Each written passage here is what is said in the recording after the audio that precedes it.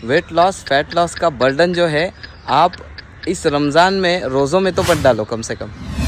बाकी की 11 महीने बचे हमको फ़ैट लॉस करने के लिए, वेट लॉस करने के लिए, लेकिन आप ये वेट लॉस फैट लॉस का जो बर्डन है ये रमज़ान के ऊपर मत डालो। रमज़ान के फास्टिंग, रमज़ान के रोज़ों पे मत डालो। सिर्फ़ और सिर्फ खालिस अल्लाह ताला की इबादत करें और उसको राज़ी करने का सामान बनाएं। ये जो माह रमज़ान आता है ये औलमा फरमाते हैं ये वज़न कम करने नहीं आता है, ये हमारे नेकियां बढ़ाने के लिए आता है, हमें नेक और परहेज़गार बनाने के लिए आता है। और जो नेक और परहेज़गार होता है ना उसके दर्जात बढ़ाने के लिए आता है। तो अपना जो माइंड थोड़ा चेंज करें। आपके जो 11 महीने में नहीं हो पाया आपसे वो माह रमज़ान में नहीं होगा। इसके बहुत सारे रीज़न्स है, पता है आपको। न्यूट्रिशन डाइटिशियंस फिटनेस एक्सपर्ट्स कहते हैं कि अपने बॉडी को चलने के लिए पानी की बहुत ज़रूरत होती है और इसमें हम लोग दिन भर पानी नहीं पीते। तो ये कुछ अलग कॉन्सेप्ट है, रोज़ा रखना और फैट लॉस करना ये अलग चीज़ है। हम लोग क्या एजुकेशन नहीं होने की वजह से ना ये सब गलतियाँ करते हैं। तो थोड़ा बहुत एजुकेशन लिया जाए। मतलब मुझे ऐसा लगता है कि खाने पीने के बारे में हर एक को नॉलेज रहना चाहिए कि क्या खाने से क्या होता है, सही डाइट क्या है, गलत डाइट क्या है।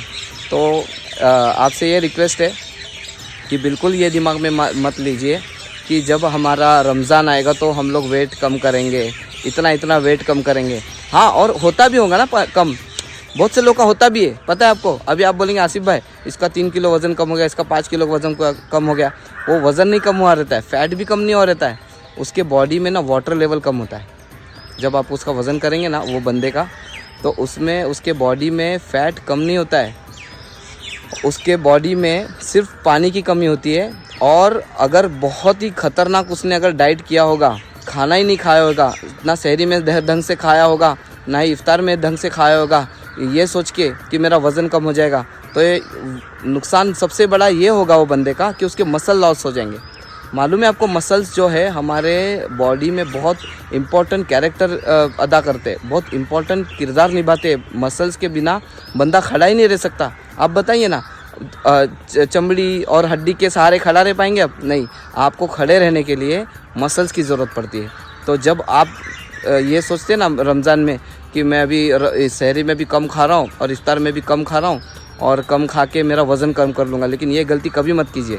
इसके बारे में नॉलेज लीजिए, एक्सपर्ट से पूछे कि भाई मेरा वेट लॉस करना है तो मैं कैसे लॉस करूँ, और रमज़ान में भी अगर मुझे वेट लॉस करना है तो उसका भी तरीका है। आप एक्सपर्ट से पूछे और वो आपको ज़रूर बताएंगे। और ओलमा से पूछे ना, माशाल्लाह हदीस पाक की रोशनी में, कुरान की रोशनी में इतने बेहतरीन ग़िज़ा है जिनका ज़िक्र हुआ है, जिनके वजह से आपकी सेहत भी अच्छी होगी और आपका वेट भी नहीं बढ़ेगा और आपके जो रमज़ान मुबारक में जो इबादतें करने वाले ना उसमें भी दिल लगेगा। तो आप पूछे एक्सपर्ट से और क्या खाना है क्या नहीं खाना इसका ज़रूर नॉलेज रखें।